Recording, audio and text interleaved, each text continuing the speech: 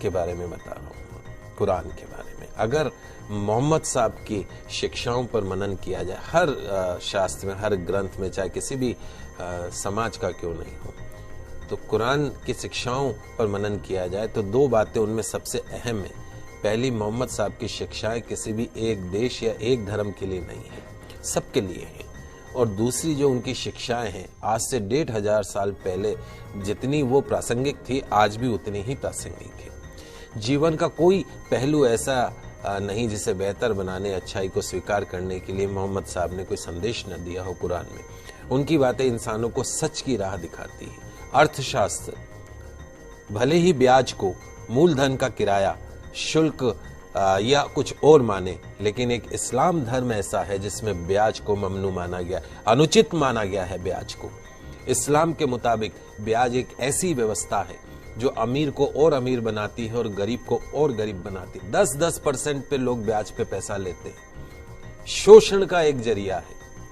पवित्र कुरान में स्पष्ट रूप से ब्याज को वर्जित माना गया है। इंसानों के लिए कहा गया है कि ईमान वालों, 2 गुना और 4 गुना करके ब्याज मत खाया करो, मालिक से डरो। ब्याज खाने से बरकत खत्म हो जाती है, ब्याज की कमाई से बरकत खत्म होती है। इंसान के द्वारा किए गए पुण्य भी ब्याज की कमाई से खत्म हो जाते हैं। ध्यान रखें, ब्याज धन को कम करता है, लेकिन दान पुण्य से धन कभी भी कम नहीं होता है। तो जो लोग ब्याज हासिल करने का निश्चय कर चुके हैं और उसके लिए बहाने बनाते हैं, तो यह एक शैतानी धोखा है। जो लोग ब्याज लेने को सही कारोबार साबित करने की कोशिश करते हैं, घर बैठे रहेंगे, ब्याज पे पैसा खाएंगे और लोगों को भी यकीन दिलाते हैं कि ब्याज लेना उचित है, तो ऐसे लोग भी इसी प्रकार के शैतानी धोखे के शिकार होते हैं। जो लोग ब्याज खाते हैं उनके बारे में कहा गया कि वे कयामत के दिन खड़े नहीं हो सकते, उसी तरीके से जैसे किसी को शैतान ने छूकर पागल कर दिया हो। यह इसलिए क्योंकि वे कहा करते थे कि व्यापार भी तो ब्याज के समान ही है। अपनी बात को सही ठहराना। कुरान में व्यापार को वैध माना गया, लेकिन ब्याज को पूरी तरीके से अवैध। कुरान में संदेश दिया गया है कि जो लोग इस हिदायत के बाद ब्याज लेना बंद कर देंगे, उनका जो मामला है वो हुजूर को सुपुर्द है।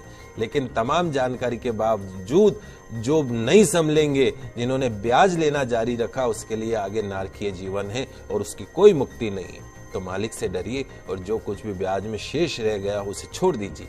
यदि तुम सच्चे दिल से ईमान रखते हो, न तुम खुद पे जुल्म करो, न तुम दूसरों के ऊपर जुल्म करो। अगर तुम्हारे पास बहुत ज्यादा धन है तो जरूरतमंद लोगों को कर्ज दो, उन्हें वापसी के लिए इतना समय दो कि कर्जदार इंसान उसे आसानी से वापस लौटा सके।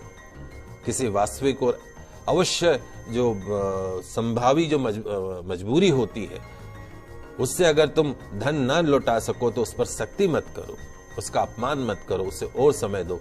रोजी कमाने का गलत तरीका, गलत साधन, गलत रास्ता मत अपनाइए। मालिक से डरते हुए, उसकी नाफरमानी से बचते हुए सही जायज हलाल तरीके अपनाने, हराम रोटी के करीब भी मत जाइएगा। तो कुरान के इस शिक्षा को समझिए और ये ब्याज का जो काम करते हैं उसको बंद कर दीजिए। पंडित जी, जानकारी देने